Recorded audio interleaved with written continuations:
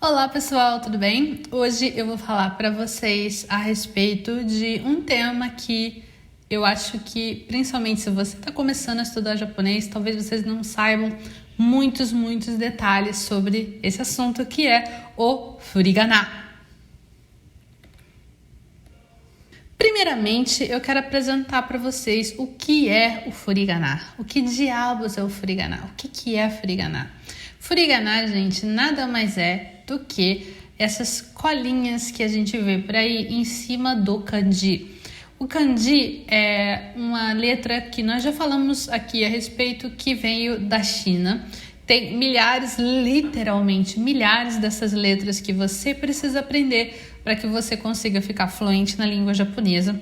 Mas e quando você está aprendendo japonês, quando você ainda é uma criança ou um adolescente, como é que você faz? Ou se a letra é muito difícil? Para isso, na sociedade japonesa se usa o furigana. O furigana nada mais, nada menos do que uma pequena cola que você usa em cima do kanji, para que você possa saber como se lê esse kanji. Por exemplo, aqui a gente tem tsuyoi. Tsuyoi. Tsuyoi significa forte. Tsuyoi, forte. E nós temos aqui a palavra forte e tem em cima aqui, nós temos escrito tsuyo e embaixo esse i aqui. A palavra é tsuyoi. Ela pode ser escrita em hiragana assim, tsuyoi, mas ela é escrita com seu devido kanji, com esse kanji. Então, com kanji, ela é uma palavra que tem duas letras.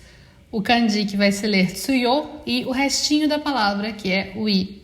A gente pode encontrar o furigana dessa forma aqui também, colocado embaixo do kanji em vez de em cima. Tem muitos livros didáticos que usam essa técnica para fazer com que você não olhe para o furigana primeiro, porque o que acontece? O nosso olho, ele tem a mania de você ler olhando de cima para baixo. Então a primeira coisa que você vê é o que está em cima. Se a leitura estiver em cima, que nem está aqui, se isso acontecer, já era. Você vai olhar para a leitura em cima em vez de olhar para o kanji. E talvez você nem olhe para o kanji. Você já sentiu que isso acontece com você? Deixa o seu comentário aqui dizendo para mim se você sente que você não olha para o kanji porque ele está mais em cima. Olha só, se ele estiver embaixo, fica um pouquinho mais fácil de você olhar para o kanji primeiro, não é verdade?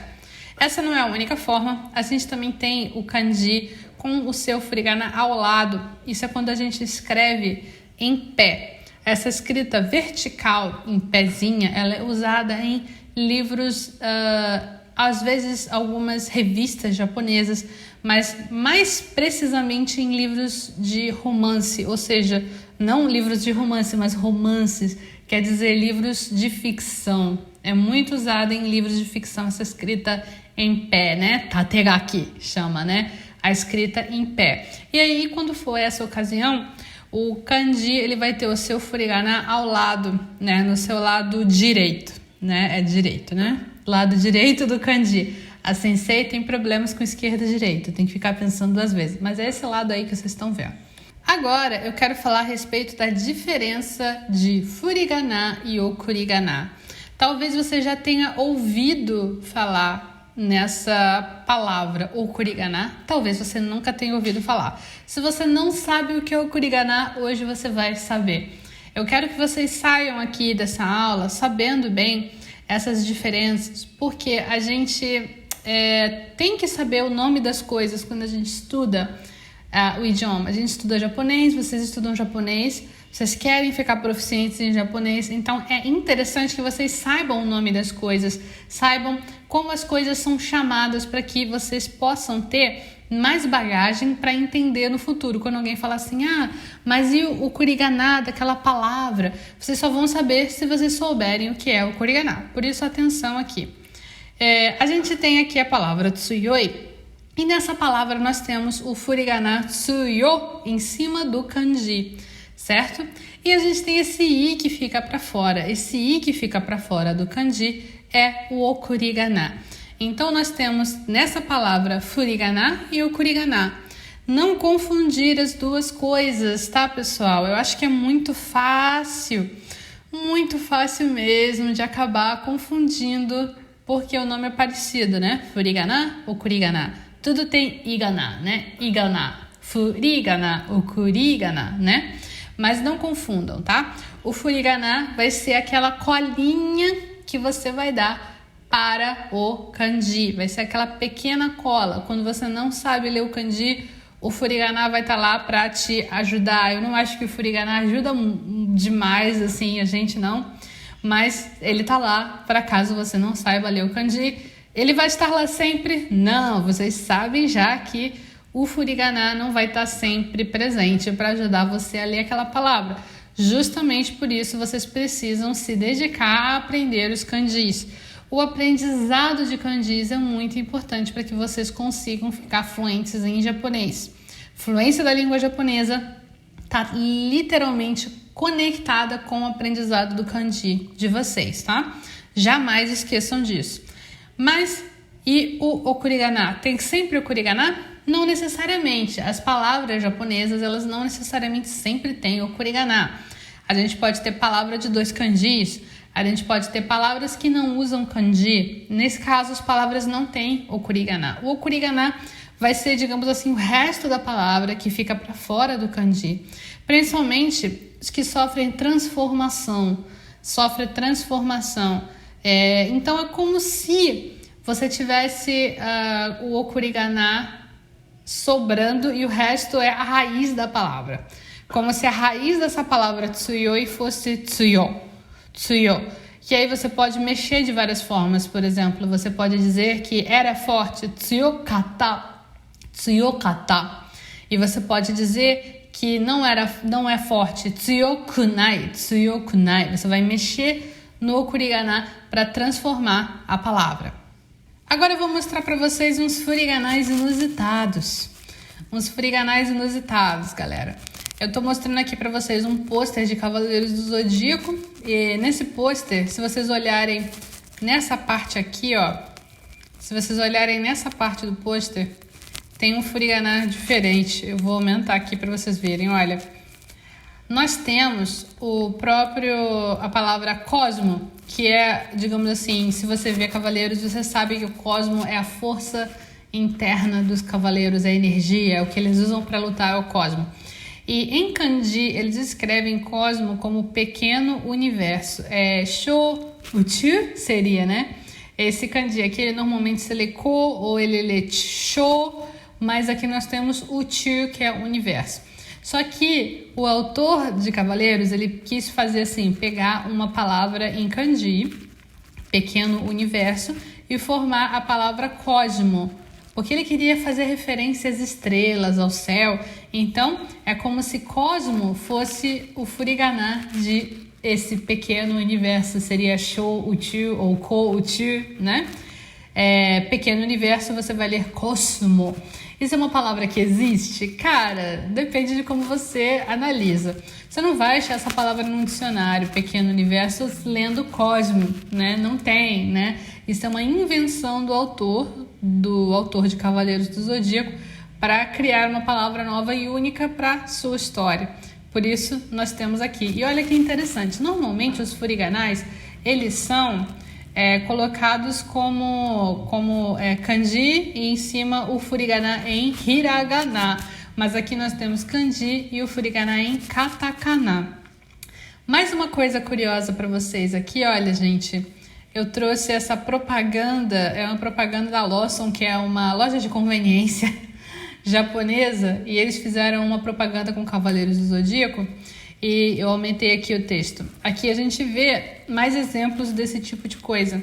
A gente tem, ó, por exemplo, Zein Kurosu Chakuyo. Kurosu são as armaduras dos cavaleiros, e é como escreve em kanji, mas tem a leitura em katakana, porque é uma palavra inventada também. A palavra aqui é com kanji de sagrado e de roupa, né? Não existe, né, essa combinação com essa leitura kurosu, mas o autor quis criar essa palavra, kurosu. E aqui também, olha, gorudo. É com os kanjis de amarelo, dourado, formando a palavra gold, gorudo, né? Vem do inglês gold. Gorudo kurosu é armadura de ouro, gorudo kurosu. E com esses kanjis aqui, né? Normalmente os kanjis e seus furiganais, eles não são usados dessa forma, eles são usados que nem a gente vê aqui, ó. Por exemplo, kaimono, que é compras, né? Kaimono, aí tem um kanji e aí tem o seu furigana em cima, né? Mas as invenções acontecem para a gente se divertir com a língua, né? Os japoneses criam palavras assim quando eles criam suas histórias, quando eles criam coisas que dá para brincar de alguma forma. É como se fosse uma licença poética, né? Mais uma coisa, olha que interessante. Essa é uma parte do mangá de Sailor Moon que eu trouxe para vocês. Kono Tokyo ni omae tachi, blá blá blá. Aqui, ó, Kono Tokyo. Tokyo é a palavra Tóquio, né? Tá em inglês escrito aqui, em inglês, e tá em katakana como leitura aqui, como furigana, aqui do lado, né? Kono Tokyo ni omae tachi no onashi no ningen wa mou iranai. Não precisamos mais de vocês, humanos sem cérebro, aqui em Tóquio. Olha só. Kono Tokyo, digamos assim, como é que é? A palavra fugiu? Romaji, tá em Romaji, Tóquio. Romaji, purinho, Romaji. E nós temos aqui do lado em katakana. Muito interessante, né? Isso aqui. Eu vou procurar depois mais exemplos para trazer para vocês. Quem sabe numa live eu faço uma live a respeito disso. Mas eu tenho mais um aqui bem simples, que é ok, que é ok, né? A gatinha tá falando, ela tá falando com alguém aqui através de um microfone. Aí ela tá falando ok, que é ok, né? E tá a leitura em katakana e a própria palavra em romaji, né? Em inglês mesmo. Muito interessante, né? É interessante quando a gente vê a aplicação desses furiganais de modo diferente. O kanji é uma coisa que permite que você consiga brincar muito com as palavras. Você pode pegar um kanji de uma palavra, pegar outro kanji de outra palavra que tem outro significado, juntar e formar uma palavra, e você cria essa palavra e você brinca com os kanjis dessa forma. Mônica, mas quer dizer que eu posso fazer isso também? Você pode, mas não necessariamente vão entender o que você quis dizer com a sua piada, né? Vai depender muito do contexto. Agora eu tenho uma dica para você, se você gostou desse vídeo. É o Clube do Kanji. O Clube do Kanji é um canal gratuito no Telegram. Nesse canal, você vai encontrar kanjis, vocabulário, explicações de gramática e também você vai poder participar de uma comunidade com colegas que também estão aprendendo japonês como você. Tudo isso gratuitamente. Eu espero você no Clube do Kanji.